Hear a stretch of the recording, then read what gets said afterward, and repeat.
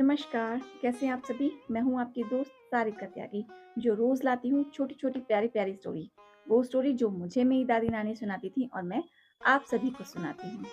जैसा कि आप सभी जानते हैं कि मैं संडे में एक स्पेशल वीडियो लाती हूँ, उनके लिए जो हम सबके लिए स्पेशल थे, जिन्होंने हमारे देश के लिए बहुत कुछ किया, अपने प्राणों का भी बलिदान दे दिया।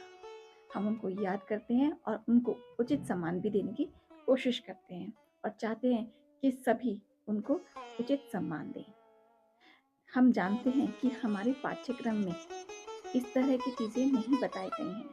थोड़ा-थोड़ा बताया जाता है, पूरी जानकारी नहीं दी जाती है।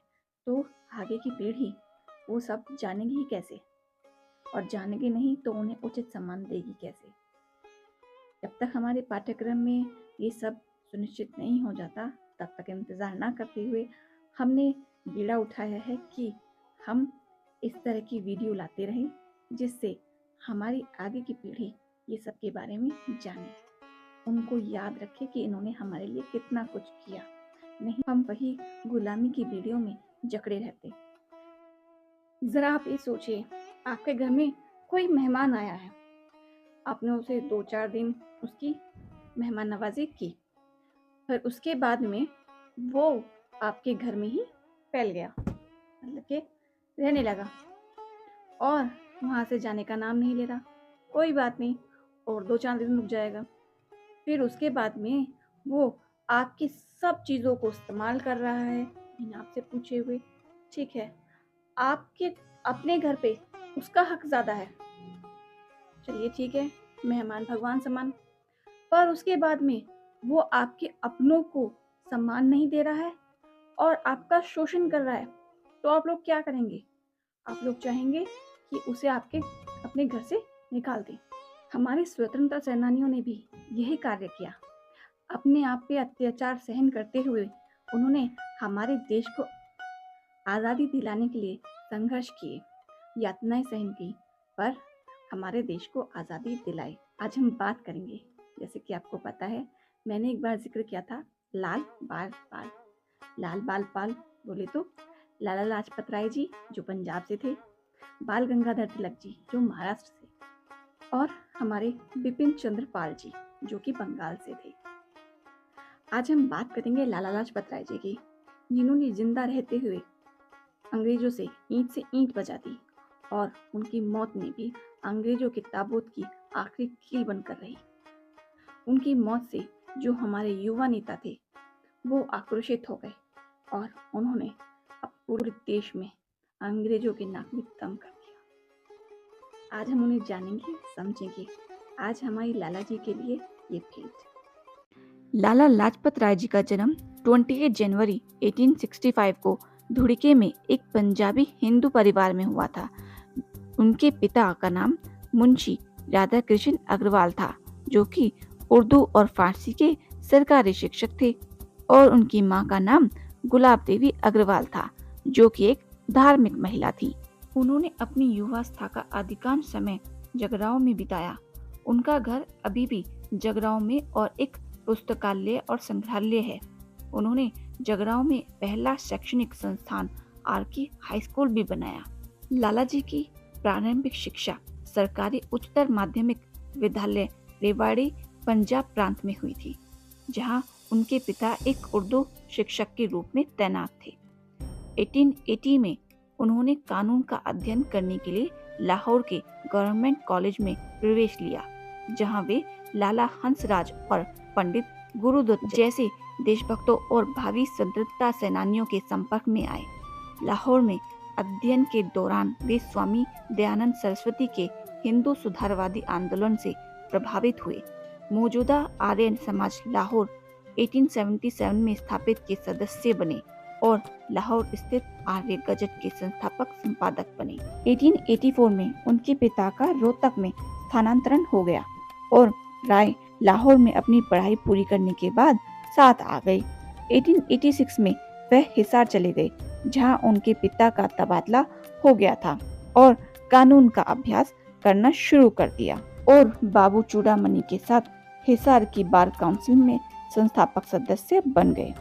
उसी वर्ष उन्होंने महात्मा हंसराज को राष्ट्रवादी दयानंद एंग्लो वैदिक स्कूल लाहौर की स्थापना में मदद की और उन्होंने भारतीय राष्ट्रीय कांग्रेस की हिसार जिला शाखाओं और अन्य कई स्थानीय नेताओं के साथ सुधारवादी आर्य समाज आंदोलन की भी स्थापना की। इनमें बाबू चूड़ामणि और तीन तायल भाई भी शामिल थे। 1888 में और फिर 1889 में उन्हें बाबू चूड़ामणि, लाला छबिल दास और सेठ गौरी शंकर के साथ इलाहाबाद में कांग्रेस के वार्षिक सत्र में भाग लेने के लिए हिसार के 4 प्रतिनिधियों में से एक होने का सम्मान मिला। 1892 में वह लाहौर उच्च न्यायालय के समक्ष अभ्यास करने के लिए लाहौर चले गए। स्वतंत्रता प्राप्त करने के लिए भारत की राजनीतिक नीति को आकार देने के लिए उन्होंने पत्रकारिता का भी अभ्यास किया और द ट्रिब्यून सहित कई समाचार पत्रों में नियमित योगदानकर्ता थे।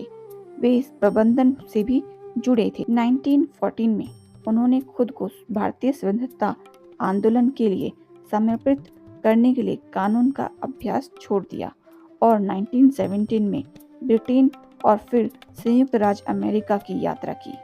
अक्टूबर 1917 में उन्होंने न्यूयॉर्क में Indian home rule league of America की स्थापना की। वह 1917 से 1920 तक संयुक्त राज्य अमेरिका में रहे। उनका प्रारंभिक स्वतंत्रता संग्राम आर्य समाज और सांप्रदायिक प्रतिनिधित्व से प्रभावित। भारतीय राष्ट्रीय कांग्रेस में शामिल होने और पंजाब में राजनीतिक आंदोलन में भाग लेने के बाद लाला लाजपत राय वडवाल को मांडले भेज दिया गया था, लेकिन उन्हें तोड़फोड़ के लिए पकड़ने के लिए अपर्याप्त सबूत थे। लाजपत राय के समर्थकों ने दिसंबर 1907 में सूरत में पार्टी अधिवेशन की अध्यक्षता के लिए उनका चुनाव सुनिश्चित करने का प्रयास किया, लेकिन वे सफल नहीं हुए। नेशनल कॉलेज के स्नातक, जिसकी स्थापना उन्होंने ब्रिटिश शैली के संस्थानों के विकल्प के रूप में लाहौर में बेडलॉफ हॉल में की थी, उनमें भगत सिंह शामिल थे। 1920 में कलकत्ता के विशेष सत्र में उन्हें भारतीय राष्ट्रीय कांग्रेस का अध्यक्ष चुना गया। विभाजन के बाद और भारत के कई हिस्सों में उनकी शाखाएं हैं। उनके अनुसार हिंदू समाज को जाति व्यवस्था, महिलाओं की स्थिति और अस्पृश्यता के खिलाफ अपनी लड़ाई लड़ने को जरूरत थी। वेद हिंदू धर्म का एक महत्वपूर्ण हिस्सा थे और स्वीकृत सभी को उन्हें पढ़ने और मंत्रों का उच्चारण करने की अनुमति दी जानी चाहिए। उनका मानना था कि सभी वेदों को पढ़ने और सीखने की अनुमति दी जानी चाहिए। लाला जी ने United states house committee on foreign affairs में याचिका दायर की। भारत में ब्रिटिश राज द्वारा कुशासन की एक ज्वलंत तस्वीर चित्रित करते हुए कई अन्य बिंदुओं के बीच स्वतंत्रता के लिए भारतीय जनता की आकांक्षाओं ने भारतीय स्वतंत्रता की प्राप्ति के लिए अंतर्राष्ट्रीय समुदाय का समर्थन मांगा। 32 पन्नों की याचिका जिससे रातों रात तैयार किया गया था, पर अक्टूबर 1917 में अमेरिका सीनेट में चर्चा की गई थी। पुस्तक रंग जाति की धारणा के लिए भी तर्क देती है, जो अमेरिका में नस्ल और भारत में जाति के बीच समाजशास्त्रीय समानता का सुझाव देती है।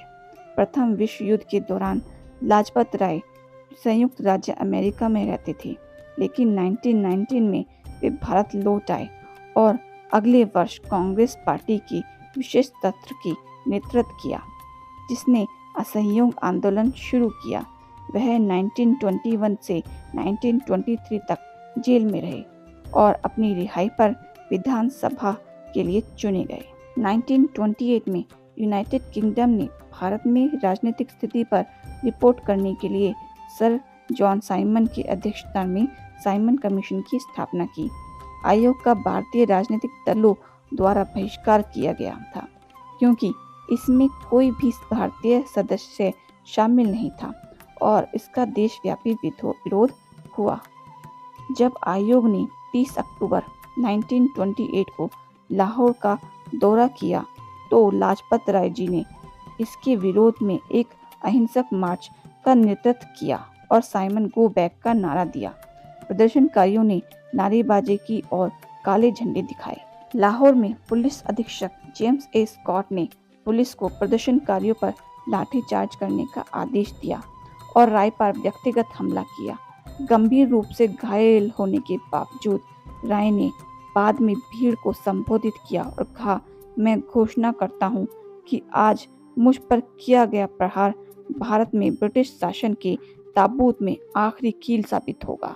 लालाजी अपनी चोटों से पूरी तरह से उबर नहीं पाए और 17 नवंबर 1928 को उनकी मृत्यु हो गई। डॉक्टरों ने सोचा कि जेम्स स्कॉट के वार ने उनकी मृत्यु को तेज कर दिया है। हालांकि जब राय मामला ब्रिटिश संसद में उठाया गया तो ब्रिटिश सरकार ने राय की मौत में किसी भी भूमिका से इनकार कर दिया। भगत सिंह एक HSRA क्रांतिकारी जो इस घटना के गवाह थे, राय की मौत का बदला लेने के लिए शपथ ली, जो भारतीय स्वतंत्रता आंदोलन में एक महत्वपूर्ण नेता थे। वह अन्य क्रांतिकारियों में शामिल हो गए। शिवराम राजगुरु, सुखदेव थापर और चंद्रशेखर आजाद ब्रिटिश सरकार का एक संदेश भेजने के लिए स्कॉट को मारने की साजिश की। हालांकि गलत पहचान के एक मामले में सिंह को लाहौर पुलिस के एक सहायक अधीक्षक जॉन पी सैंडर्स की उपस्थिति पर गोली मारने का संकेत दिया गया था। 17 दिसंबर 1928 को लाहौर में जिला पुलिस मुख्यालय से बाहर निकलते हुए जॉन पी सैंडर्स को राजगुरु और भगत सिंह जी ने गोली मार दी और उनका पीछा कर रहे एक हेड कांस्टेबल चंदन सिंह को आजाद सिंह जी ने कवर फायरिंग से गंभीर रूप से घायल कर दिया। इस मामले में भगत सिंह और हिंदुस्तान सोशलिस्ट रिपब्लिकेशन एसोसिएशन के उनके साथी सदस्यों को यह दावा करने से नहीं रोका कि प्रतिशोध ले लिया गया है।